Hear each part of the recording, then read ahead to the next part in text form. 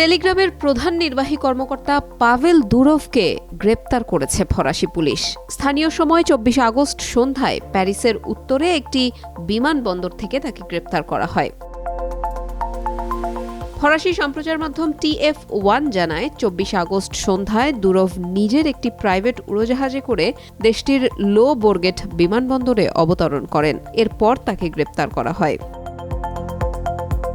৩৯ বছর বয়সী রাশিয়ান বংশোদ্ভূত দুরভ বার্তা আদান প্রদানের জনপ্রিয় অ্যাপ টেলিগ্রামের প্রতিষ্ঠাতা ও সিইও। এই অ্যাপ সম্পর্কিত একটি অপরাধের পরোয়ানার ভিত্তিতেই তাকে গ্রেপ্তার করেছে ফরাসি পুলিশ। রাশিয়ার সংবাদ সংস্থা তাস জানায়, দুরভকে গ্রেপ্তারের ঘটনায় ফ্রান্সের রুশ দূতাবাস তাৎক্ষণিক পদক্ষেপ নিচ্ছে। তারা প্রাথমিকভাবে পরিস্থিতি বুঝতে চেষ্টা করছে। রাশিয়া, ইউক্রেন ও সাবেক সোভিয়েত ইউনিয়নভুক্ত দেশগুলোতে টেলিগ্রাম ব্যাপক জনপ্রিয়। ২০১৪ সালে অ্যাপটির তথ্য ভাণ্ডার রুশ সরকারের হাতে তুলে দেওয়ার জন্য জোড়াজুড়ি করা হয়। তখনই রাশিয়া ছাড়েন দুরভ। এরপর থেকে দুবাই থেকেই এটি পরিচালিত হয়। ২০১৮ সালে টেলিগ্রাম নিষিদ্ধও করেছিল রুশ সরকার।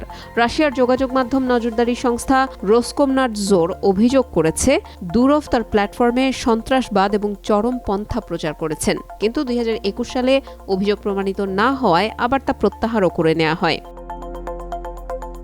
বিশ্বে Facebook, YouTube, WhatsApp, Instagram, TikTok ও উইচ্যাটের পর সবচেয়ে জনপ্রিয় সামাজিক যোগাযোগ মাধ্যম টেলিগ্রাম। ২০১১ সালে প্রতিষ্ঠিত সামাজিক যোগাযোগ মাধ্যমটির ব্যবহারকারীর সংখ্যা ২০২৫ সালে প্রায় ১০০ কোটি হবে বলে ধারণা করা হচ্ছে।